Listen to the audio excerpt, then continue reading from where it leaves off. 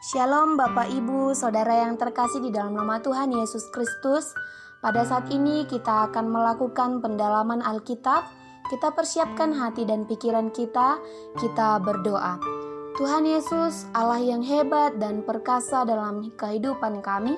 Pada saat ini Tuhan, kami akan melakukan pendalaman Alkitab. Berkati kami, tolong kami untuk melakukan kebenaran firman-Mu di dalam hidup kami. Dalam nama Yesus Kristus, kami berdoa dan mengucap syukur kepada Bapa di sorga. Haleluya, amin.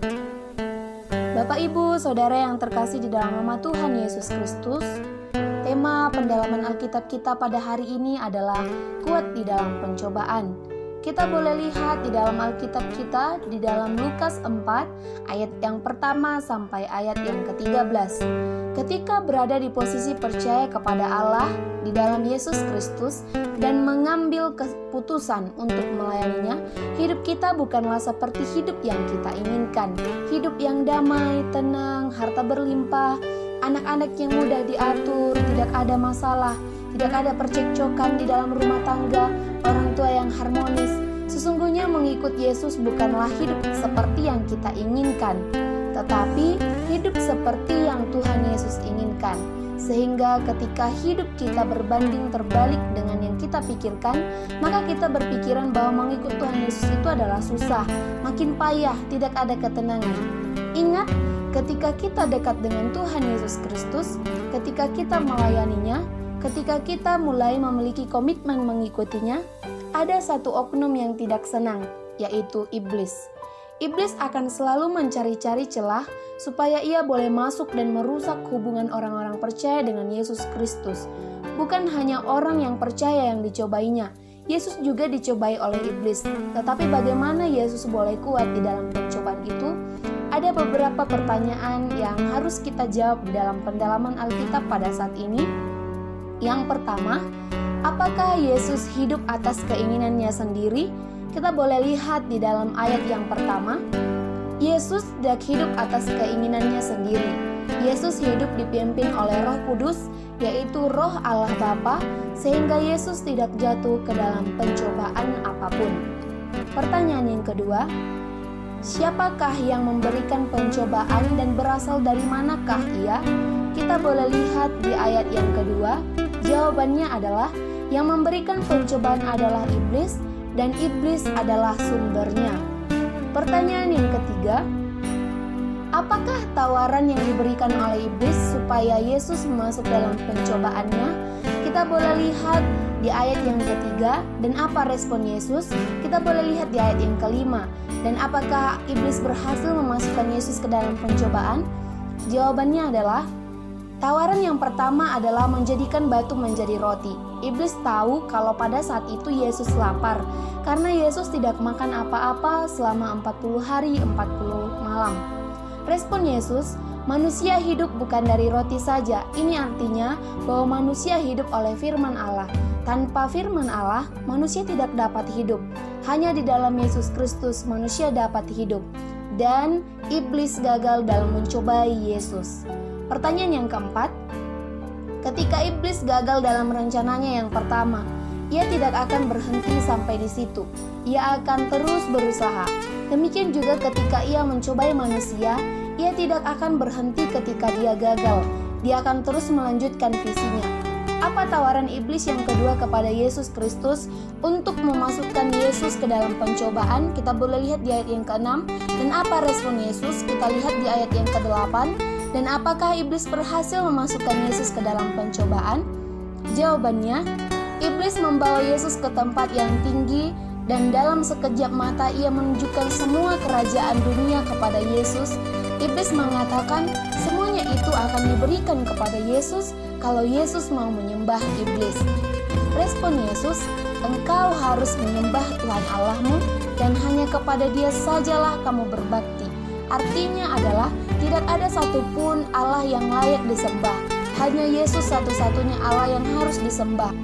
Harta tidak dapat menyelamatkan kita.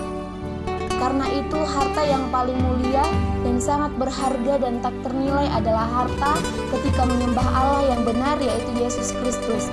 Dia melebihi segala yang ada di muka bumi ini. dan iblis gagal dalam mencobai Yesus yang kedua kali.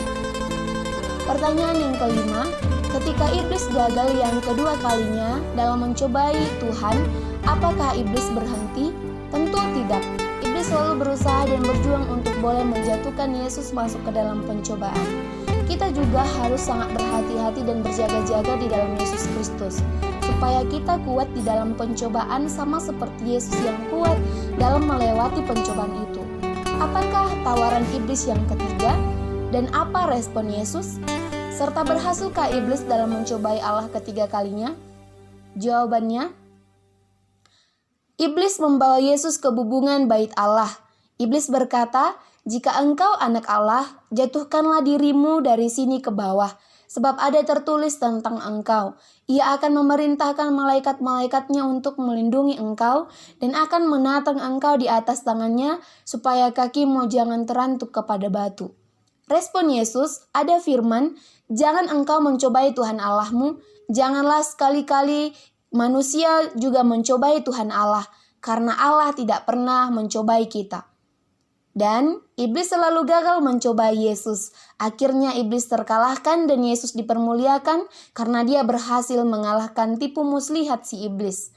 Pertanyaan yang keenam, belajar dari Yesus. Ketika kita mengalami pencobaan, apakah kita membiarkan iblis menang? Jawabannya, tidak. Iblis tidak boleh menang karena kita sudah diberikan Tuhan Yesus teladan yang luar biasa. Berulang kali ia dicobai, tetapi Yesus tidak pernah sekali-kali membiarkan iblis menang. Karena iblis adalah musuh terbesar, musuh semua orang yang percaya kepada Yesus Kristus. Pertanyaan yang ketujuh, bagaimanakah pencobaan yang dialami manusia? Kita boleh lihat di dalam 1 Korintus 10 ayat yang ke-13. Jawabannya, pencobaan-pencobaan yang dialami manusia ialah pencobaan-pencobaan biasa yang tidak melebihi kekuatan manusia.